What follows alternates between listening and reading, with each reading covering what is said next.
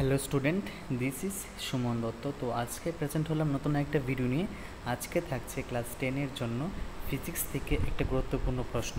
সেই প্রশ্নটা হচ্ছে যে বিশুদ্ধ ধাতু অপেক্ষা অবিশুদ্ধ ধাতু সহজে জলবায়ু দ্বারা আক্রান্ত হয় কেন? খুবই গুরুত্বপূর্ণ প্রশ্ন। তো আশা করব সবাই শেষ অবধি নিশ্চয়ই দেখবে, কারণ এই প্রশ্নটা কিন্তু খুবই গুরুত্বপূর্ণ যে বিশুদ্ধ ধাতু অপেক্ষা অবিশুদ্ধ ধাতু সহজে জলবায়ু দ্বারা আক্রান্ত হয় কেন? অবিশুদ্ধ ধাতুকে দীর্ঘদিন আর্দ্র বাতাসে ফেলে রাখলে ধাতুটি এবং ধাতুতে উপস্থিত অশুদ্ধি তড়িৎ দ্বারে কাজ করে ছোট ছোট তড়িৎ কোষের উৎপন্ন করে। কি?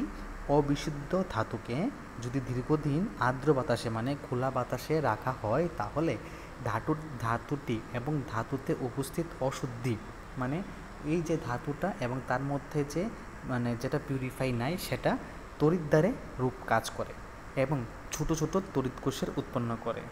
ফলে অবিশুদ্ধ ধাতু সহজেই অক্সিজেন, তারপর জলীয় বাষ্প প্রভৃতি দ্বারা আক্রান্ত হয়। যেহেতু খোলা এটা, তার মধ্যে একটা তড়িৎ উৎপন্ন হয়েছে, তাই সে সহজেই অক্সিজেন এবং জলীয় বাষ্প প্রভৃতি দ্বারা আক্রান্ত হয়। বিশুদ্ধ ধাতুতে এইরূপ তড়িৎ কোষ সৃষ্টি হয় না, তাই জলবায়ু দ্বারা আক্রান্ত হয় না। তো দেখো, খুব একটা সোজা প্রশ্ন। আমি আবার পড়ছি যে বিশুদ্ধ ধাতু অপেক্ষা অবিশুদ্ধ ধাতু সহজে জলবায়ু দ্বারা আক্রান্ত হয় না কেন? কারণ অবিশুদ্ধ ধাতুকে দীর্ঘদিন আর্দ্র বাতাসে ফেলে রাখলে ধাতু এবং ধাতুতে উপস্থিত অশুদ্ধি তড়িৎ দ্বারে রূপে কাজ করে ছোট ছোট তড়িৎ কোষের উৎপন্ন করে। ফলে অবিশুদ্ধ ধাতু সহজেই অক্সিজেন, জলীয় বাষ্প প্রভৃতি দ্বারা আক্রান্ত হয়। বিশুদ্ধ ধাতুতে এরূপ তড়িৎ কোষ সৃষ্টি হয় না, তাই জলীয় বায়ু দ্বারা বা জলবায়ু দ্বারা সেটা আক্রান্ত হয় না। ওকে, এই হলো আজকের দিনে একটা গুরুত্বপূর্ণ প্রশ্ন।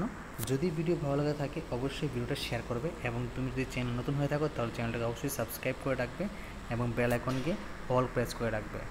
তাহলে যখনই আমি নতুন কোনো ভিডিও আপলোড করবো তোমরা অবশ্যই ইজিলি পেয়ে যাবে। প্রথম থেকে শেষ অবধি দেখার জন্য তোমাকে অসংখ্য ধন্যবাদ।